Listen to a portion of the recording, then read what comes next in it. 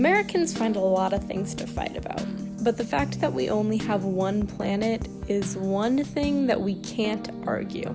But for some reason, the idea that our planet is changing is in fact incredibly controversial. But the facts are pointing to an ever-warming planet, affecting everything from ocean life to human migratory patterns. But even those who agree that the climate is changing don't necessarily have a complete view on the severity or forms that carbon emissions and human contributions create for our planet. In this video, we're going to explore 5 things you might not have known about climate change, ranging from unknown problems to untapped solutions. But first, let's talk about something we're all familiar with. Water, specifically the 97% of it that currently exists in our oceans. 10% of the world's population is dependent on fisheries, and 40% of the US population lives in high-density coastal areas. Needless to say, any change in our oceans will have global ramifications. Bringing us to our first fact. Hotter water holds less oxygen, and as the oceans absorb more heat to compensate for rising temperatures, the oceans are undergoing deoxygenization. You might have known that the oceans are a big regulator of the world's temperatures because they absorb a lot of heat, but did you know that absorption comes at the cost of water being able to hold less oxygen? This is bad news for fish like tuna,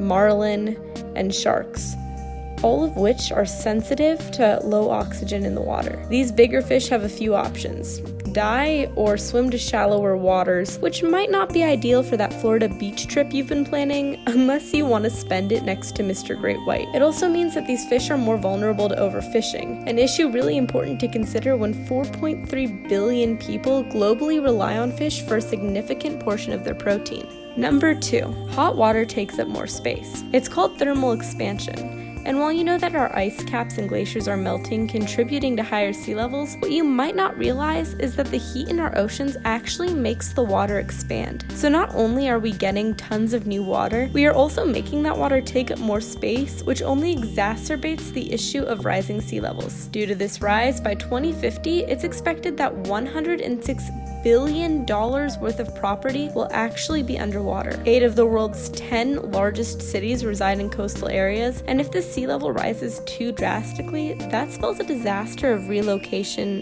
Number 3, in the game of food production, some will win and some will lose big.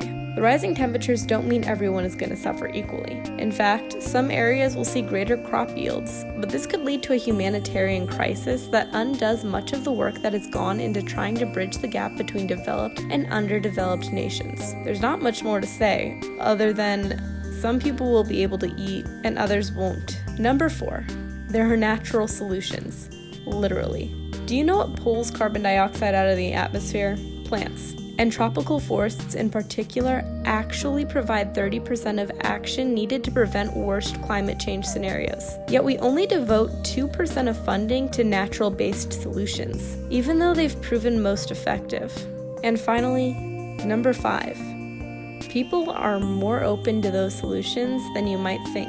Due to a political divide in our nation, many assume that people across the aisle are unable to acknowledge climate change. But 2 studies might have shown once and for all that this is untrue. In fact, 78% of rural Americans believe that we need to take action now to reduce the pollution that is causing climate change. And 80% of rural Nebraskans agree that more should be done to develop solar and wind energy in Nebraska. Still, because of this adversarial political divide, people do not realize that they actually agree on something. I think some people are just kind of ignoring climate change because of party affiliation, because some people higher up within the party are ignoring it or just refuse to believe in it, look at the evidence. And I think if people are willing to just take a look at it for themselves or, just listen for a second to what other people are saying, we might be able to make some changes. I think that there should be more bipartisanship than there currently is, because at the moment there's this strange sort of war on truth where it's climate change is happening, but half the people say that it's either not or not as big of a deal as it actually is in order to I don't know, win votes or stay in the favor of people who they view as more important, and I think that that's really dangerous.